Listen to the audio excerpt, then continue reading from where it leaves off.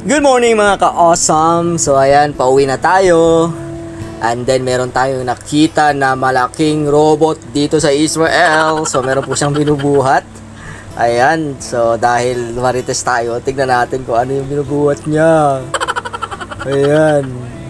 Okay, so akala ko ito na po yung pinto dahil alam natin mga kapatid na si Lolo ay nagpapagawa siya ng kanyang mamad or bomb shelter. Actually, kasama na pala kami dito dahil siguro nalaman ni Lolo na may mga anak kami, may mga bata. So, nagpagawa siya ng bomb shelter. Kasi nga, mayroong pong mamad or bomb shelter yung building na ito, pero yun nga, hindi na maganda. So, nagpagawa siya ng bago. So, akala ko ito ay pintuan, yun pala ay bintana. So, natapos na bit-bit na pala ni Megatron yung pinto doon na una. So ito yung sa mga kapatid, tignan nyo mo yung kanyang buntot pa lang niya yan. So ito po yung kanyang taga driver ni Megatron. So ito pala ay bintana mga kapatid ng mamad or bomb shelter na pinapagawa ni Lolo ni Aba. So ito rin po yung friends niya. Hindi ko alam kung ano yung pangalan nito, pero ayan, silent transformer lang yan. So ito pala mga kapatid, yun nga dahil sobrang bigat ng window ng mamad ng bomb shelter. Nakita nyo naman, sobrang lawak ba yan? Sobrang kapal. So merong bintana and kailangan talagang i-lifter ni transformer buhatin para madala doon ng maayos at may kabit na kaagad dahil nga mabigat ito mga kapatid. So ayun nga, tinuturo natin yan dahil doon po ilalagay, doon po pinapagawa ni Lolo yung mamad niya. And ayan, sobrang bigat nito and ayan, unti-unti lang. Napakagaling talaga ng mamang driver ng pagpalipad ng window ng ito ng bomb shelter. So kita nyo naman mga kapatid yung buntot ni transformer ni Megatron. At ayun na yung window, nakikita nyo po sa mga puno. Unti-unti lang dahil marami po mga wire dyan. So kailangan niyang ingatan ng maayos and para walang maputulan ng ilaw mamayang gabi. So ayan, ikunting pasilip sa kanyang bintana. So ito po yung mukha ni Megatron.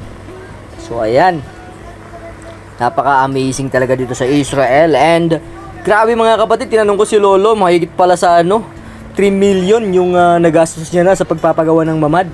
Ang bintana pa lang at pinto ay nagkakahalaga na ng nasa 100,000 kung di ako nagkakamali mga kapatid. So grabe, so sobrang bigat. Nakita niyo po sa tabi ng side ni Megatron. merong anong tawag diyan, nakapundo. So ayun, sige, tingnan muna natin dahil nga marites tayo. Tingnan natin kung ano mga nangyayari dito sa loob. So anyway mga kapatid, yung mga nagtatrabaho pala dito, kung di ako nagkakamali, mga sila, mga Arab Muslim or Arab Israeli. So, mga pulido talaga sila gumawa. Ayan. So, mga pogi pa. Mga balbas nila ay talagang nakasalon.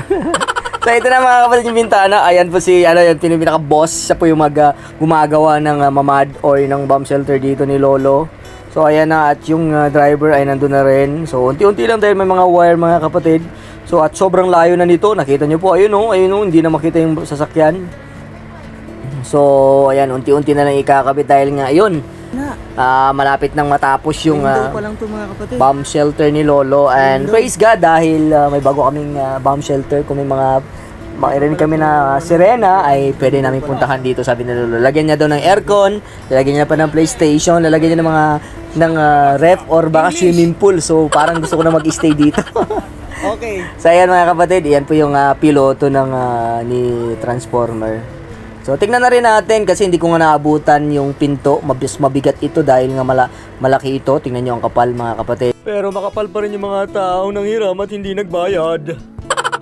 Sobrang bilis ang paglalagay nila. So, ibig sabihin kanina pa sila. So, medyo na late na ako ng dating. So, ayan guys. Nakita nyo paano nila kinakabit yung window. Ang bigat.